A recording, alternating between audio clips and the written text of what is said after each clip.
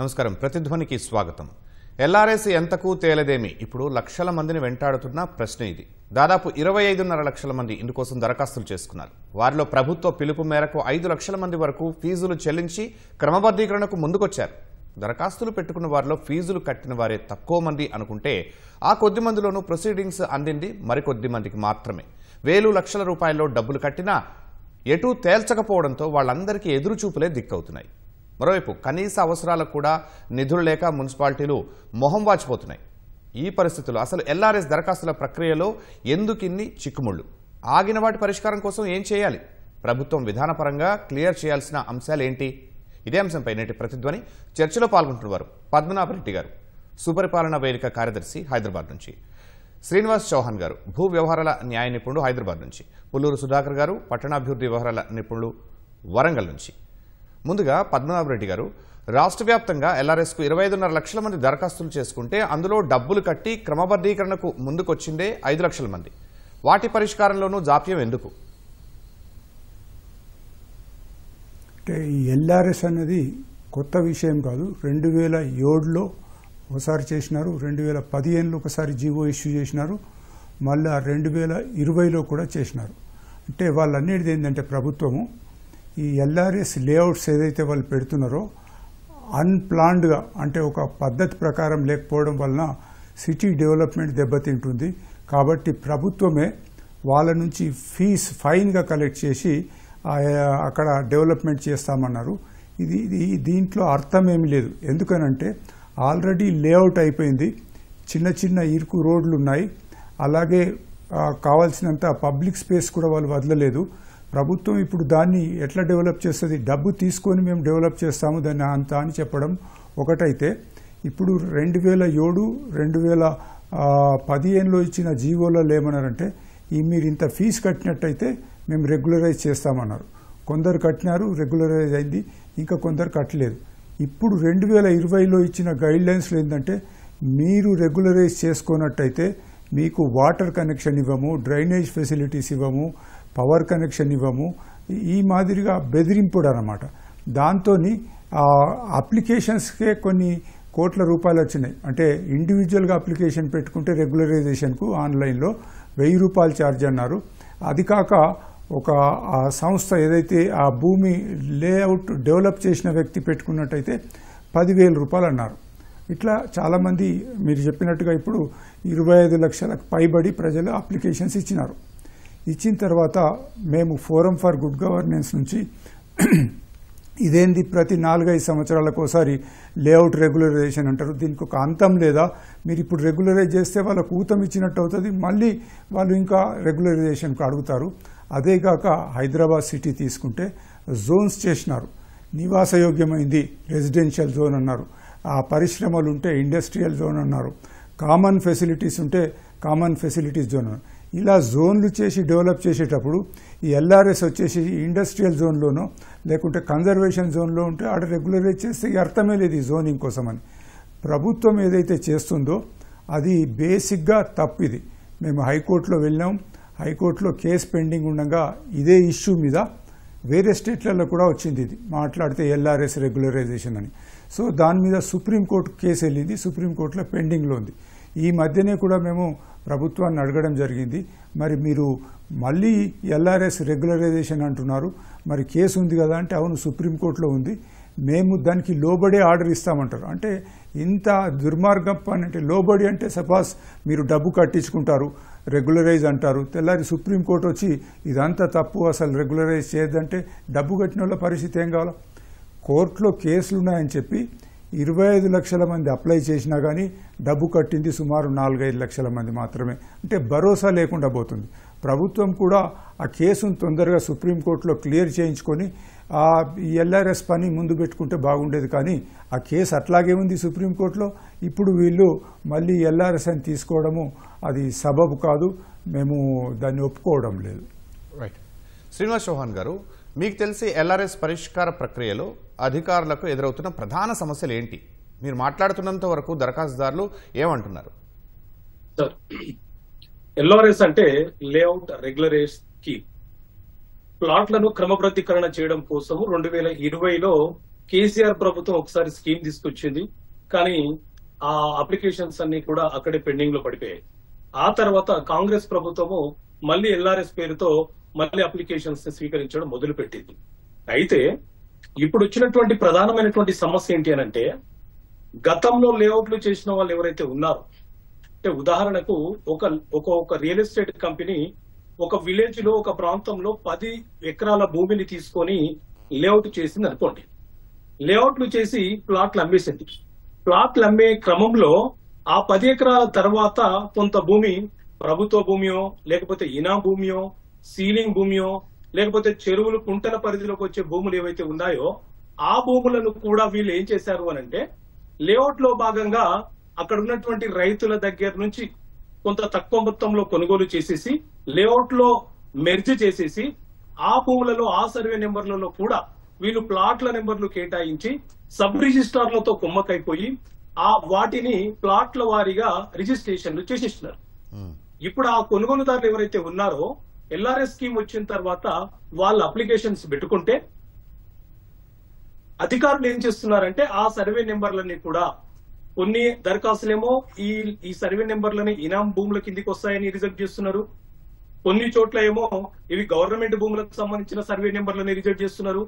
కొన్ని ప్రాంతాలేమో చెరువులు కుంటల పరిధిలోకి వచ్చేస్తున్నాయని చెప్పి వాటిని రిజెక్ట్ చేస్తున్నారు.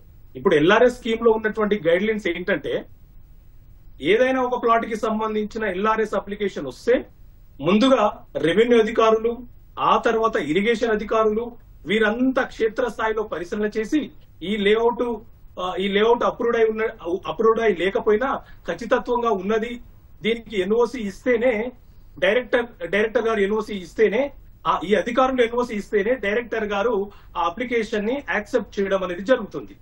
సో ఈ క్రమంలో గతంలో కొనుగోలు చేసినటువంటి ఈ ప్లాట్ హక్కుదారులు, యజమానులు ఎవరైతే ఉన్నారో ఇప్పుడు వాళ్ళు చాలా నష్టపోయే ప్రమాదం ఉంది. సో వీళ్ళందరూ ఇప్పుడు సార్ మేము పలానా చోట ప్లాట్ కొన్నాము, ఇప్పుడు ఎల్ఆర్ఎస్ అప్లికేషన్ పెట్టుకుంటే రిజెక్ట్ చేస్తున్నారు అని. సో వీరంతా దాదాపు 25 లక్షల అప్లికేషన్స్ ఎల్ఆర్ఎస్ లో క్రమబద్ధీకరణ చేయడం కోసం అప్లికేషన్ పెట్టుకుంటే 5 లక్షల మంది పేమెంట్లు చేశారండి. 5 లక్షల మంది అప్లికేషన్ దారులు పేమెంట్ చేశారు.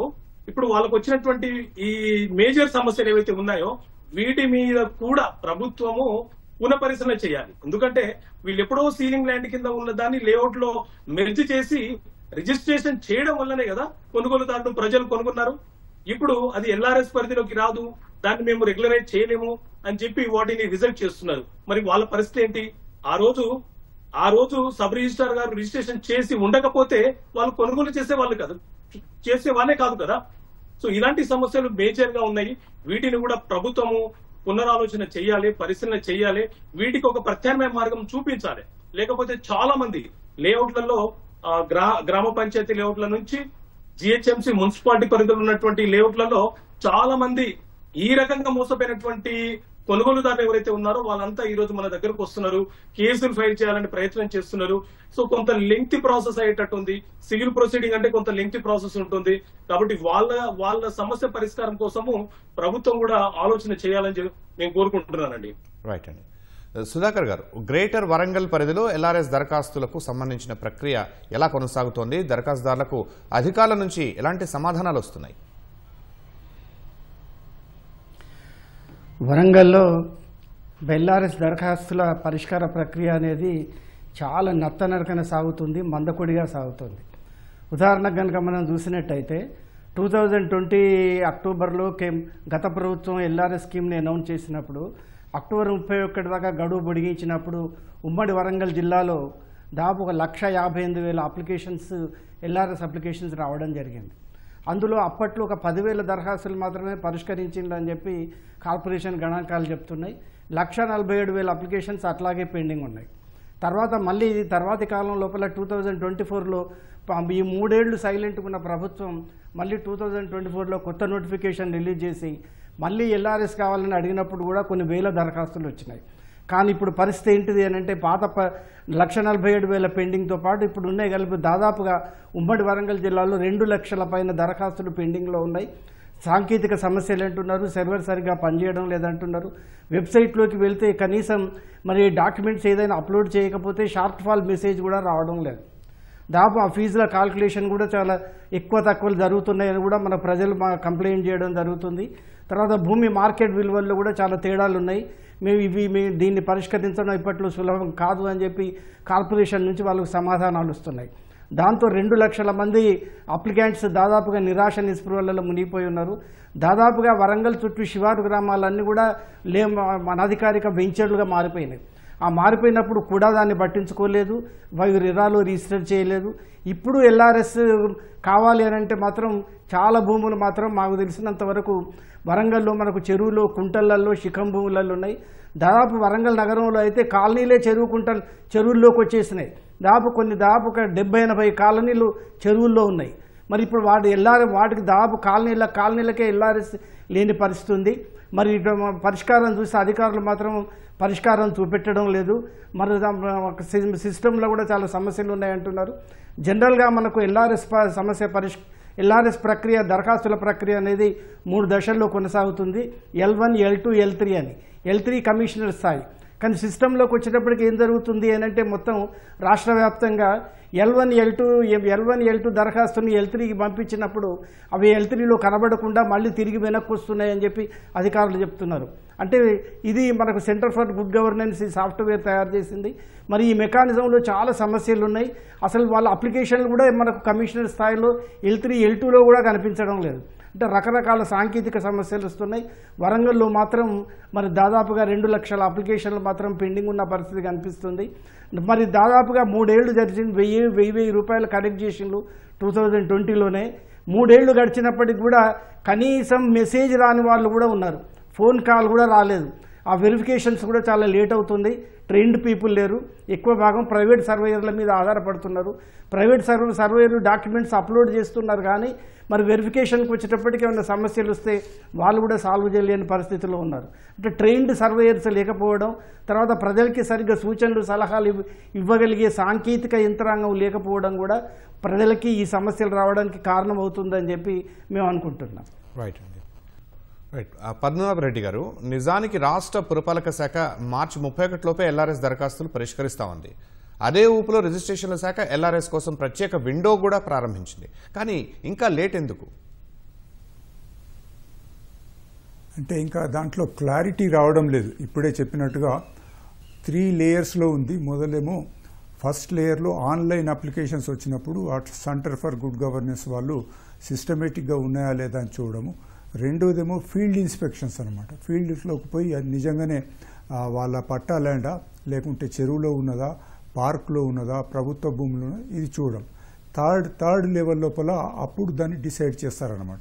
సో ఫీల్డ్ ఇన్స్పెక్షన్స్ ఇంకా కావడం లేదు. అదే కాక సుప్రీంకోర్టులో ఎప్పుడైతే కేసు ఉందో అదొక భయం పట్టుకుంది వీళ్ళకు. ఇంకా అన్నిటికంటే ముఖ్యమైన విషయం ఏంటంటే ప్రతి లేఅవుట్ ప్రోగ్రాం 2007 కానీ 2015 కానీ 2020 కానీ మొన్న 2024 ఇచ్చిన గైడ్లైన్స్లో ప్రతి దగ్గర ఏం చెప్పినారంటే ఈ యొక్క రెగ్యులరైజేషన్ నుంచి వచ్చే డబ్బు మేము అక్కడనే ఖర్చు పెడతామంటున్నారు. ఇంతవరకు ఏం చేయలేదు. ఇట్లా 4 సార్లు డబ్బు కలెక్ట్ చేసుకున్నారు కానీ ఏమీ చేయలేదు. అంటే లేఅవుట్ యొక్క ఉద్దేశము ఆ జీవోలలో గవర్నమెంట్ చెప్పింది ఏంటంటే అక్కడ సరిగ్గా పద్ధతి ప్రకారం డెవలప్ కావడం లేదు కాబట్టి మేము మీ దగ్గర నుంచి ఆ బేసిక్ ఛార్జెస్ అని ఫైన్ అని చెప్పి ఆ డబ్బు తీసుకొని అక్కడ డెవలప్ చేస్తామంటున్నారు. అది జరగడం లేదు. డబ్బు మాత్రం తీసుకుంటున్నారు. సో అదేగాక ఆ సిస్టమ్ సరిగా పనిచేయడం లేదు. ఇప్పుడే చెప్పినారు వక్తలు చెప్పినట్టుగా అది డబ్బు కట్టిన వాళ్ళకు కూడా మీ డబ్బు ముట్టిందని ఆ ఇంటిమేషన్ కూడా ఇచ్చే పరిస్థితులు లేనట్టుగా ఉంది.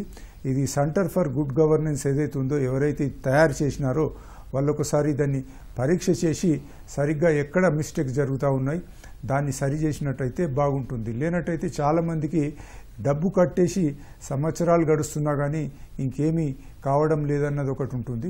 ఇంకోటి ఏంటంటే ఈ యొక్క బేసిక్ ఛార్జెస్ అండ్ ఫైన్ ఏదైతే ప్రభుత్వం తీసుకుంటుందో ఆ లేఅవుట్ ఏదైతే చేసినాడో రియల్ ఎస్టేట్ ఆయన దగ్గర అది will pass on to the పర్చేసర్స్. అంటే ధరలు ఇంకా పెరిగిపోతాయి. అప్పుడేదో వాళ్ళు తెలిసో తెలియకనో డబ్బు ఖర్చు ఉంటారు. ఇప్పుడు రెగ్యులరైజేషన్ ఫీ ఏదైతుందో అది ఒక రియల్ ఎస్టేట్ ఓనర్ ఎవరైతే దాన్ని లేఅవుట్ వేసినాడో ఆయన ఉంచుకోడు, ఆయన వీళ్ళ మీదకి ట్రాన్స్ఫర్ చేస్తారు. రెండోది ఏంటంటే ఇప్పుడు భయపెట్టేది ఏంటంటే మేము క్లియర్గా రిజిస్ట్రేషన్ ఆఫీస్కు ఇన్స్ట్రక్షన్స్ ఇచ్చినాము, అలాగే మున్సిపాలిటీకి ఇన్స్ట్రక్షన్స్ ఇచ్చినాము. మీరు ఈ లేఅవుట్ రెగ్యులరైజేషన్ చేసుకున్నట్టయితే మీ ప్లాట్లు రిజిస్టర్ కావు, మీకు ఇంటి పర్మిషన్ దొరకదు. ఈ మాదిరిగా చెప్పడం వల్ల చాలామంది డబ్బు కడుతున్నారు. అదర్వైజ్ కోర్టులో, హైకోర్టులో కేసు ఉంది, సుప్రీంకోర్టులో దీని చర్చ జరుగుతుంది. అటువంటప్పుడు ప్రభుత్వము మళ్ళీ డబ్బు కలెక్ట్ చేయడం అనేది మాత్రం సరి అయిన పద్ధతి కాదు. ఇప్పటికైనా ప్రభుత్వం దీన్ని పరిశీలించాలా. ఇదివరకు ఏదైతే డబ్బు కట్టినారో వాళ్ళకి ఏదో ఒక తోవ చూపించాలా, మిగిలిన వాళ్ళకి మాత్రం కలెక్షన్స్ ఆఫ్ చేస్తే బాగుంటుందని నేను అనుకుంటున్నాను. రైట్ అండి. శ్రీనివాస్ చౌహాన్ గారు, ఎల్ఆర్ఎస్కు సంబంధించి చాలా వరకు ఆగేవి దస్త్రాల్లో ఉండే తప్పొప్పుల కారణంగానే. వాటిల్లో జెన్యూన్ అనుకున్న వాటిని దరఖాస్తుదారులు ఎలా పరిష్కరించుకోవాలి? సార్, ఇప్పుడు లేఅవుట్ అప్రూవ్డ్ చేయడం కంటే ముందు ఆ ల్యాండ్ సర్వే నెంబరు, పట్టా భూమియా, ఏ భూమి, ఏ క్లాసిఫికేషన్ ఆఫ్ ల్యాండ్ అనేది ముందు పర్మిషన్ తీసుకోవడం కంటే ముందే ఒక నిర్ధారణకు జరిగి తర్వాత రిజిస్ట్రేషన్ కు వెళ్తారు. ఆ క్రమంలోనే వీరు అప్పుడే ఇది రిజిస్ట్రేషన్ కాదు అని తొలగించి ఉంటే ఈ సమస్య ఇక్కడికి వచ్చేది కాదు. ఈ రోజు వీళ్ళంతా కొనుగోలుదారులంతా, ప్రజలంతా ప్లాట్లు కొనుగోలు చేసిన తర్వాత వాళ్ళు సర్చార్జీలు చెల్లించి, ప్రభుత్వానికి సర్చార్జీలు చెల్లించి, వాళ్ళ కష్టార్జితం చెల్లించి ఒక ప్లాట్ కొనుగోలు చేసిన తర్వాత ఒక సామాన్యుడికి ఈ రోజు ఈ భూమి, ఈ ప్లాట్ ఎల్ఆర్ఎస్ పరిధిలోకి రాదు, దీనికి ఎల్ఆర్ఎస్ పర్మిషన్ ఇవ్వము అని అన్నప్పుడు ఒక సామాన్యుడు, ఒక కామన్ మ్యాన్, ఒక సాధారణమైనటువంటి ఒక వ్యక్తి, ఒక ఉద్యోగి, ఒక చిన్న వ్యాపారస్తుడు ఎంతో నష్టపోతాడు సార్, ఎంతో నష్టపోతాడు. కాబట్టి ఈ విషయాన్ని పరిగణనలోకి తీసుకోవాలి. ఇప్పుడు 25% రాయితీ ఇచ్చి ఎల్ఆర్ఎస్ అప్లికేషన్స్ పెట్టుకోండి, మీ ఈ రాయితీ ద్వారా మీ భూమిని, మీ లేఅవుట్ ని మేము రెగ్యులరైజ్ చేస్తామని ప్రభుత్వం ప్రకటించింది, మంచిదే. కానీ దీనికంటే ముందు ఎన్నో తప్పులు దొరికాయి. ఆ తప్పులన్నిటిని సవరణ చేయాలంటే దాని మీద ఒక స్పెషల్ గా ఒక గైడ్లైన్స్ రిలీజ్ చేయడమా, లేకపోతే ఒక కమిటీని వేయడమా, చేసిన తర్వాతనే ముందుకెళ్లాలి. ఒకవేళ దరఖాస్తు రిజెక్ట్ చేశారనుకోండి, వీళ్ళంతా కొంత సొమ్మును పే చేస్తున్నారు ప్రభుత్వానికి. ఎల్ఆర్ఎస్ లో భాగంగా కొంత అమౌంట్ ఎక్కువ మొత్తంలోనే చెల్లించేస్తున్నారు. ఇప్పుడు ఆ అప్లికేషన్ రిజెక్ట్ అవుతే వాళ్ళ పరిస్థితి ఏంటి? వాళ్ళకి రీఫండ్ ఏ పద్ధతిలో చేస్తున్నారు, ఎంత కాలంలోపు చేస్తున్నారు, మరి ఆ ప్లాట్ పరిస్థితి ఏంది, కొనుగోలుదారుడు ఏమైపోతాడు? ఇలాంటి అనేక అంశాలను పరిశీలన చేసిన తర్వాతనే ఈ ఎల్ఆర్ఎస్ అనే అంశం మీద ముందుకెళ్తే బాగుండేది. కానీ ఇప్పుడు అనేక సమస్యలు ఎల్ఆర్ఎస్ చుట్టుకున్నాయి కాబట్టి అధికారులు కూడా సతమతం అవుతున్నారు. ఇరిగేషన్ అధికారులు అక్కడికి వెళ్లి ఎంక్వైరీ చేస్తే కొన్ని ప్లాట్లు అయితే కుంటల పరిధిలోకి వస్తున్నాయి, చెరువుల పరిధిలోకి వస్తున్నాయి. వాటికి ఏ రకంగా ఎన్ఓసి ఇవ్వాలో వాళ్ళకు తెలియని పరిస్థితుల్లో ఈ రోజు ఉన్నారు. కానీ ఆ రోజు రిజిస్ట్రేషన్ ఏ రకంగా జరిగింది, ఎవరు రిజిస్ట్రేషన్ చేశారు, ఇదంతా క్షేత్రస్థాయిలో జరగాలి. ఆ తర్వాత ఎల్ఆర్ఎస్ అప్లికేషన్స్ ను ఆమోదం చేయడం అనేది చేయాలి. కానీ డబ్బుల కోసము, ప్రభుత్వానికి ఆదాయం కావాలన్న ఉద్దేశంతో ఎల్ఆర్ఎస్ క్రమబద్ధీకరణ చేస్తాము అని చెప్పి ముందుకొస్తే రేపు ప్రజలు చాలా మంది నష్టపోయే ప్రమాదం అయితే ఉంటుంది. అలాగే రీఫండ్ విషయంలో మాత్రము ఆచితూచి అడుగు వేయాలి. ఎందుకంటే లక్షలు ప్రజలు ఎల్ఆర్ఎస్ మీద చెల్లిస్తున్నప్పుడు తిరిగి వాళ్ళకి ఏ పద్ధతిలో ఎంత కాలంలోపు తిరిగి రిటర్న్ చేయాలో ఆ సిస్టమ్ ని కూడా డెవలప్ చేసుకోవాలి. 10% ప్రాసెస్ పేమెంట్ లో భాగంగా తీసేసుకొని మిగతా సొమ్మునంతా కూడా రిటర్న్ చేస్తామని చెప్తున్నారు. కానీ ఏ పద్ధతిలో చేస్తారు, ఎంత కాలంలోపు చేస్తారు అనే విషయాన్ని కూడా ప్రజలకు తెలియపరిచే అవసరం ఉంటుంది. రైట్ అండి. సుధాకర్ గారు, ఎల్ఆర్ఎస్ దరఖాస్తులు పరిష్కారం కాకపోవడం వల్ల మున్సిపాలిటీలను వేధిస్తున్న మరో సమస్య నిధుల కొరత.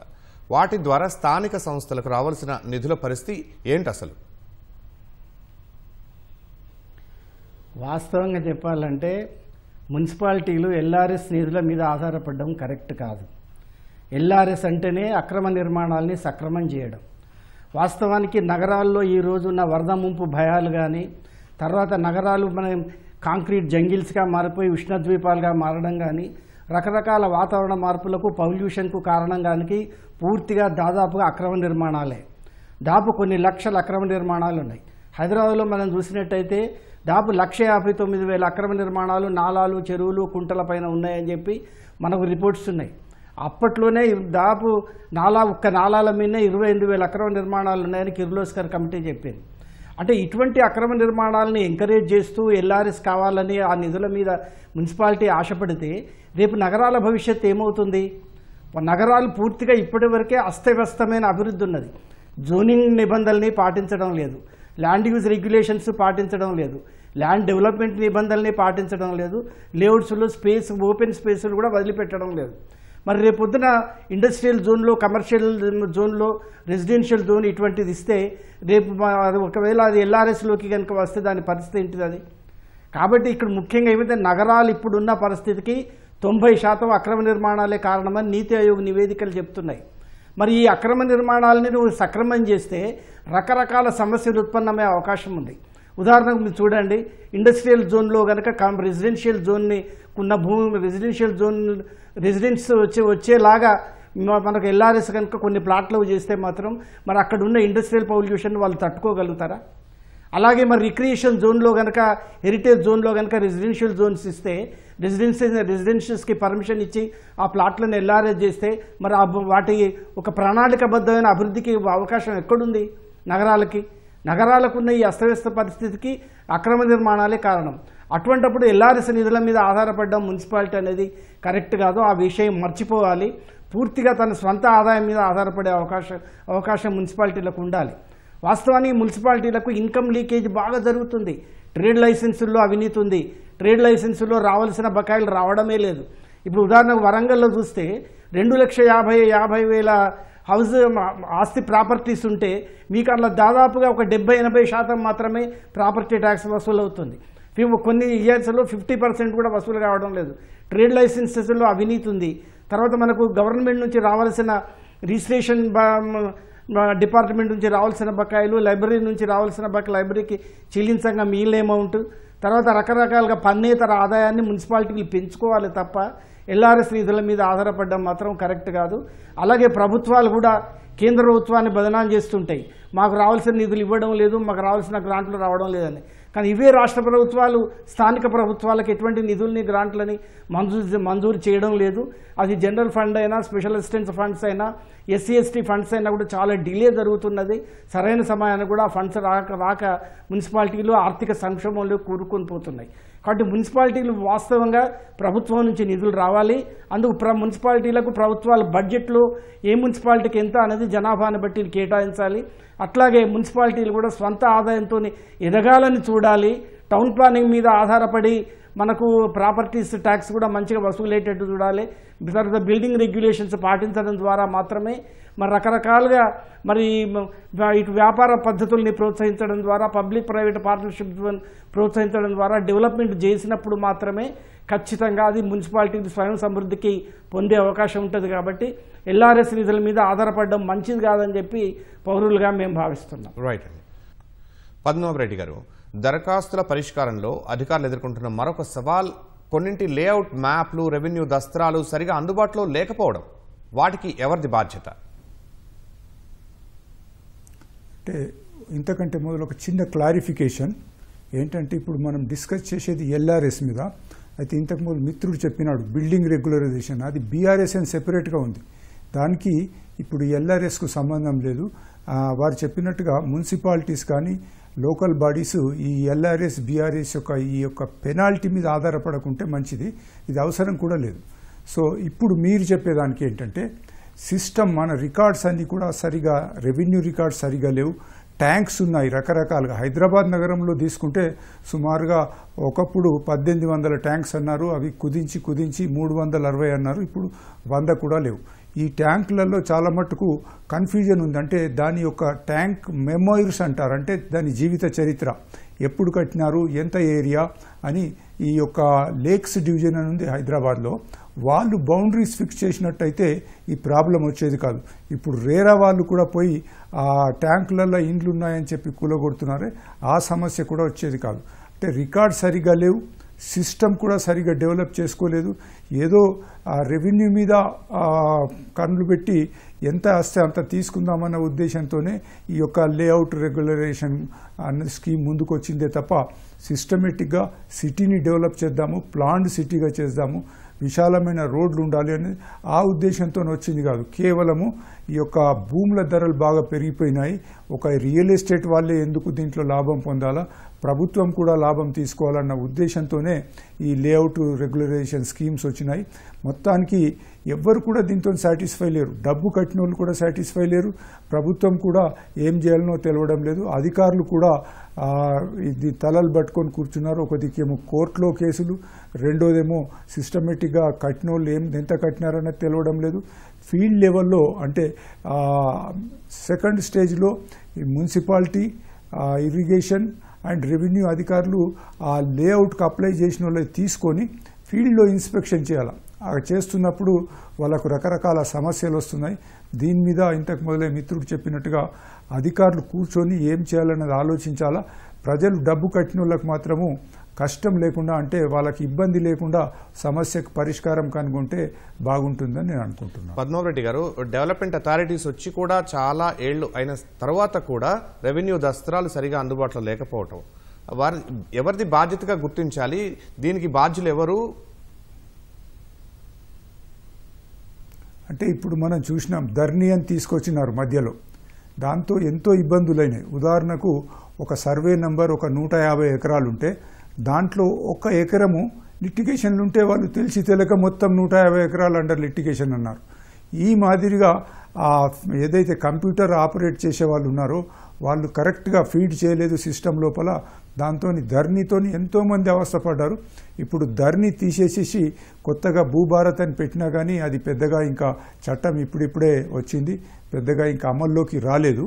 సో ఇది సిస్టమ్ హైదరాబాద్ స్టేట్ లోపల ఒకటేంటంటే పాతకాలం నుంచి రికార్డ్స్ అన్నీ కూడా మొన్నటి వరకు అంటే 1965 వరకు కూడా ఉర్దూలో ఉండే, అంకెలేమో అరబ్బీ పార్సీలో ఉండే. చాలామందికి తెలియలేదు అది.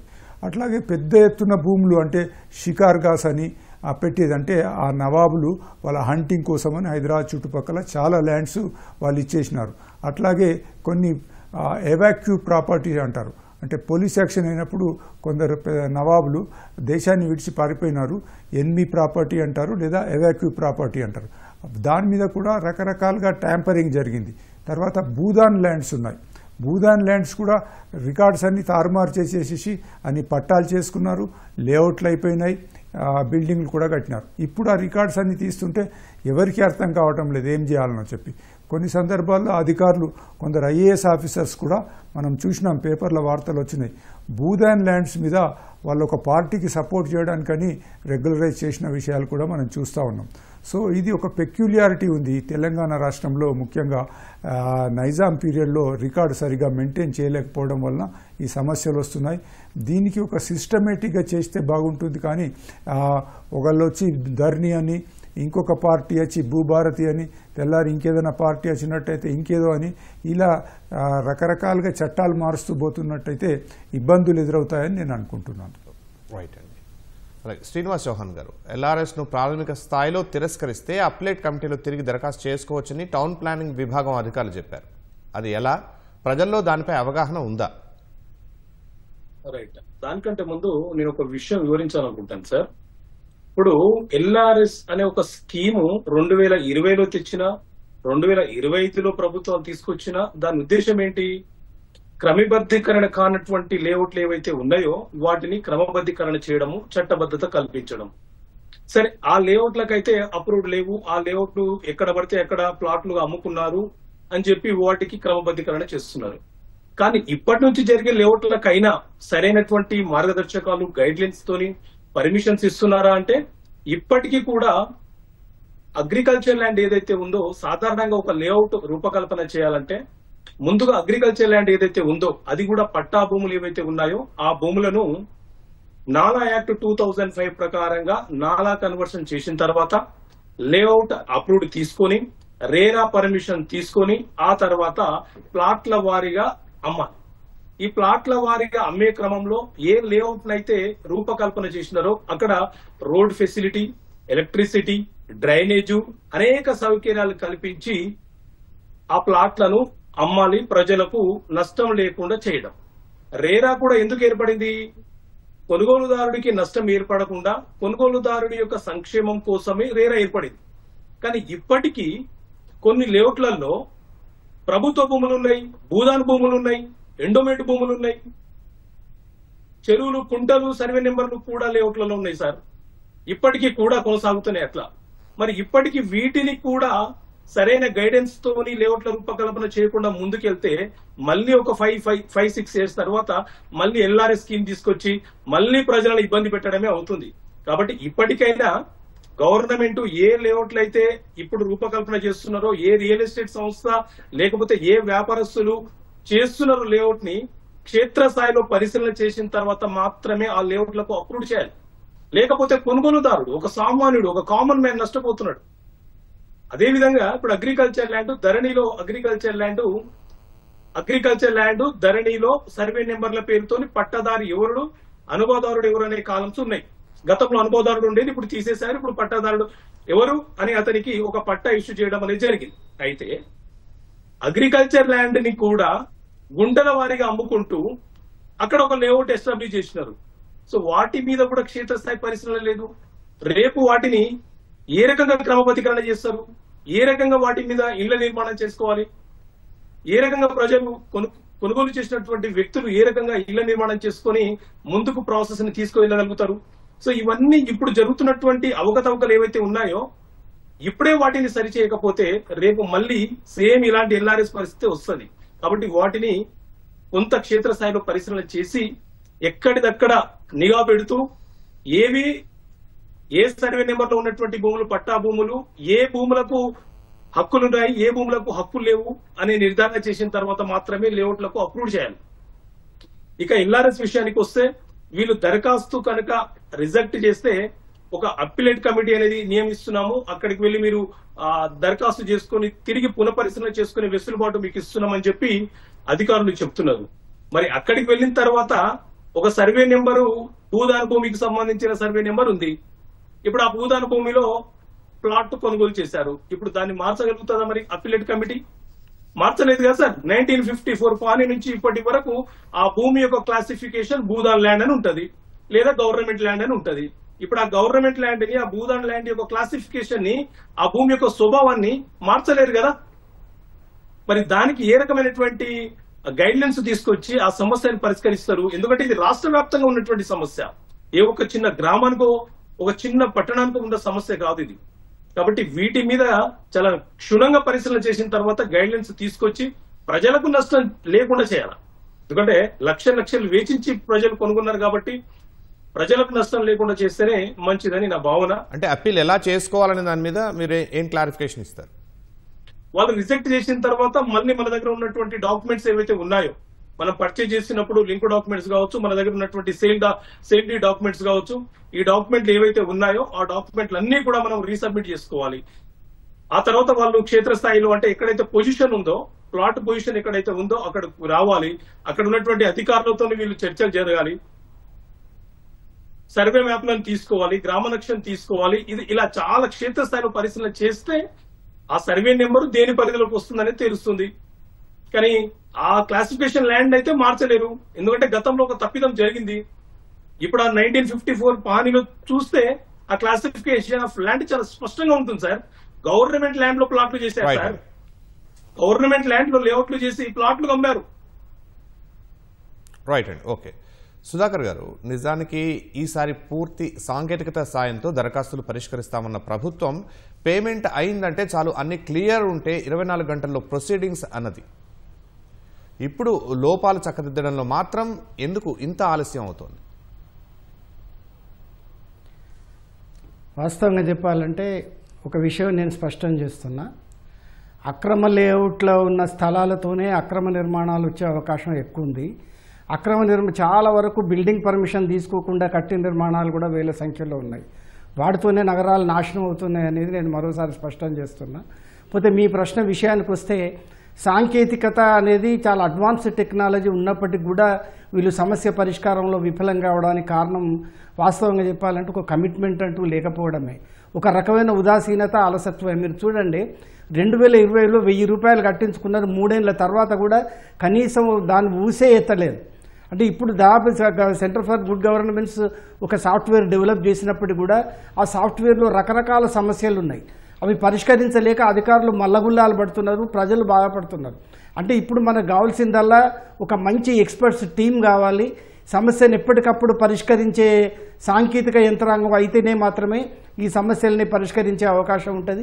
ముఖ్యంగా ఈ ఎల్ఆర్ఎస్ స్కీమ్ను వేగవంతం చేయాలన్న చిత్తశుద్ధి ప్రభుత్వానికి ఉండాలి. ఫస్ట్ వాళ్ళ ఉద్దేశం ఎంతసేపు డబ్బులు వస్తాయి, ఆ పేమెంట్ తీసుకుంటే తర్వాత మనకు ఈయన ప్లాట్ ఎల్ఆర్ఎస్ చేసిన ఎక్కడ పోయినా పర్వాలేదన్న ఫీలింగ్లో ప్రభుత్వం ఉన్నట్టు మనకు ఈ 5-6 ఏళ్ల చరిత్ర మనకు చెప్తూనే ఉంది.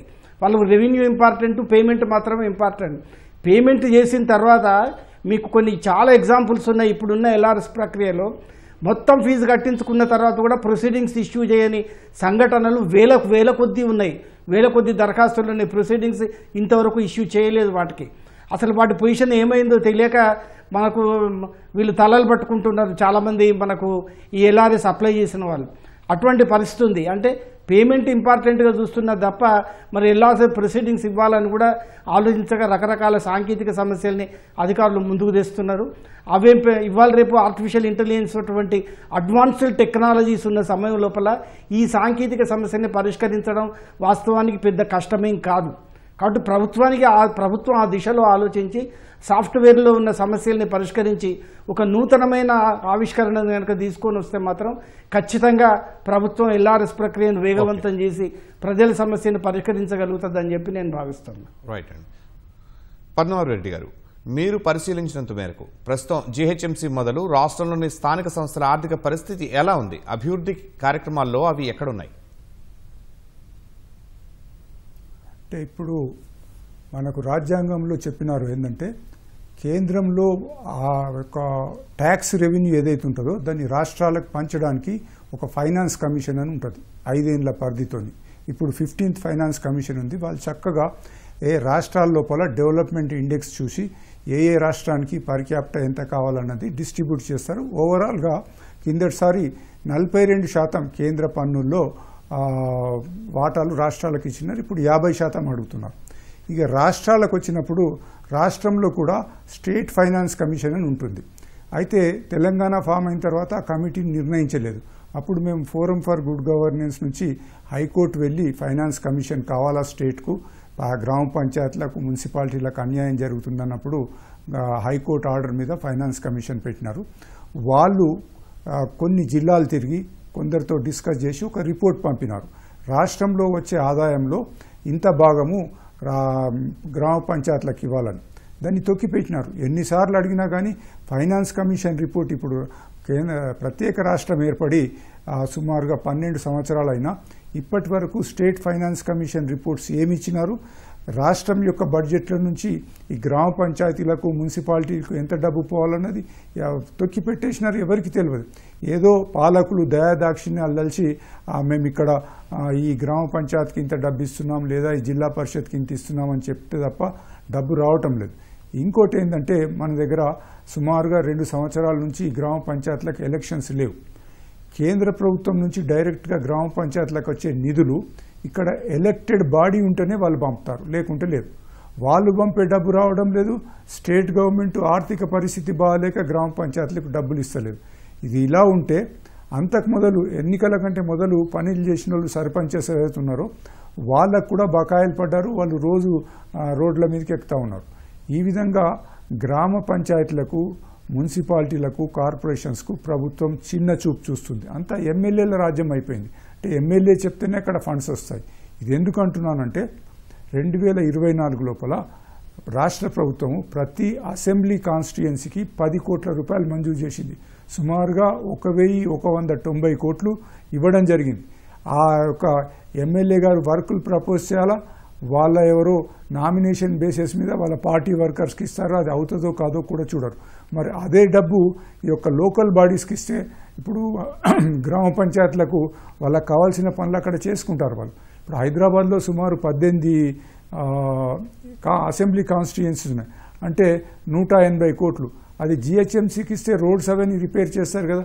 జిహెచ్ఎంసీ పనులు వేరే, ఈ యొక్క అసెంబ్లీ డెవలప్మెంట్ పనులు వేరే, పీడబ్ల్యూడి పనులు వేరే, ఇలా రకరకాలుగా పనులు చేస్తున్నారా? మరి అదే ఒకళ్ళు చేసిన పని ముగ్గురు పని చేసినట్టు చూస్తున్నారో తెలియడం లేదు.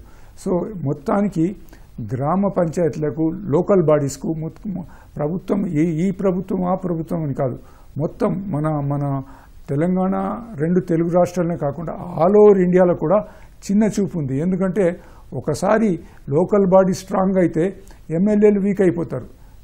Always MLAs want there power should prevail.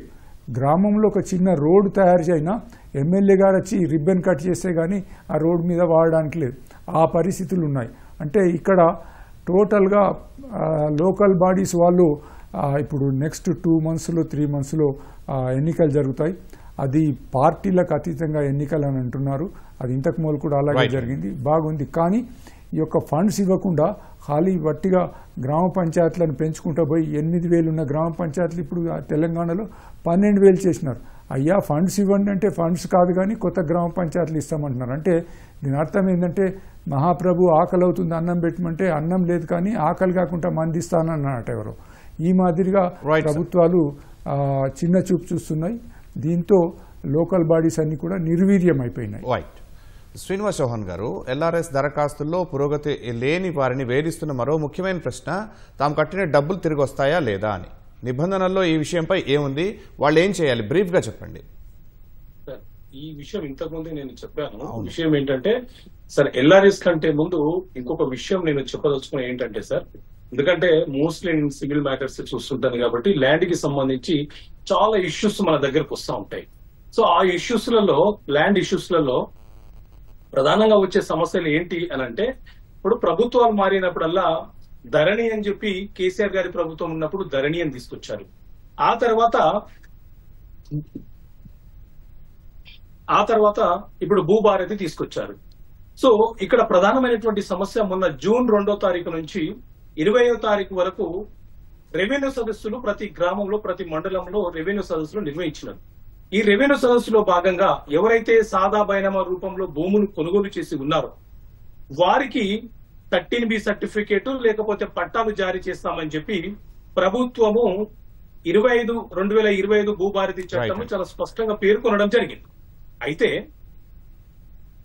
నా విజ్ఞప్తి ప్రభుత్వానికి ఏంటి అని అంటే, ప్రభుత్వాలు మారినప్పుడు ధరణి భూభారతి అనే చట్టాల పేరుతో ప్రజలకు ఇబ్బంది కలిగించకుండా వాస్తవంగా కొనుగోలుదారుడు ఎవరు, వారికి హక్కులున్నాయా, పొజిషన్ లో ఎవరున్నారు పంచనామా చేసి వారికి ఒక ఎంజాయ్మెంట్ సర్టిఫికేటు, ఒక పొజిషన్ సర్టిఫికేటు ఇలా వారికి హక్కును కల్పించే ప్రయత్నం చేయాలి. రైట్ అండి. సుధాకర్ గారు, ఇటు ఎల్ఆర్ఎస్ దరఖాస్తుల పరిష్కారం, అటు మున్సిపాలిటీలకు కావాల్సిన నిధులు అందజేయడంలో ఇకనైనా ప్రభుత్వ పరంగా ఏం చేస్తే మేలని మీ సూచన, బ్రీఫ్గా చెప్పండి. ప్రభుత్వ పరంగా చేయవలసింది చాలా ఉంది. ముఖ్యంగా ఇంతకుముందు పెద్దలు చెప్పినట్టు మున్సిపాలిటీలు స్వయం సమృద్ధి కావాలి. అలాగే రాష్ట్ర ప్రభుత్వాలు కూడా కేంద్ర ప్రభుత్వం వాళ్ళకి ఎట్లయితే నిధులు గ్రాంట్లు ఇస్తుందో అదే పద్ధతిలో స్థానిక ప్రభుత్వాలకు కూడా అందజేయవలసిన అవసరం ఉంది. దాంతోపాటు ముఖ్యంగా ఎల్ఆర్ఎస్ సమస్య పరిష్కారం కావాలంటే మాత్రం ఖచ్చితంగా సాంకేతికత మెరుగుపడాలి, ఒక సాంకేతిక యంత్రాంగం ఉండాలి. హెల్ప్ డెస్క్లు ఏర్పాటు చేసినప్పటికీ కూడా హెల్ప్ డెస్క్లు సరిగ్గా పనిచేయడం లేదు. ప్రజలకు సరైన సమాచారం ఇవ్వడానికి, వాళ్ళ అనుమానాన్ని తీర్చడానికి ఒక మంచి సమర్థమైన ఒక వ్యవస్థ ఉండాలి, సుశిక్షితమైన వ్యవస్థ. తర్వాత పూర్తిగా అధికారులకి ఈ సాంకేతిక సమస్యల మీద అవగాహన ఉండడం లేదు. నేను ఒక రిటైర్డ్ అధికారిగా చెప్తున్నా. ఆ సాంకేతిక సమస్యల మీద అవగాహన వాళ్ళు లేక ఉండేసరికి కింది స్టాఫ్ మీద ఆధారపడుతున్నారు. ప్రతి ఒక్కరికి కూడా ఎల్ఆర్ఎస్కు సంబంధించిన టెక్నాలజీ మీద సిస్టమ్స్ ఎట్లా పనిచేస్తున్నాయి, ఏ విధంగా ప్రక్రియ ముందుకు పోతుంది అన్న దాని మీద వాళ్ళకు అవగాహన జరగాలి. ప్రజలకు సరైన సమాచారం అందించినప్పుడు మాత్రమే ఎల్ఆర్ఎస్ ప్రక్రియ వేగవంతం అవుతుందని చెప్పి నేను భావిస్తాను. రైట్ అండి. ధన్యవాదాలు పద్మారెడ్డి గారు, శ్రీనివాస్ చౌహాన్ గారు, సుధాకర్ గారు. ఇది నేటి ప్రతిధ్వని. నమస్కారం.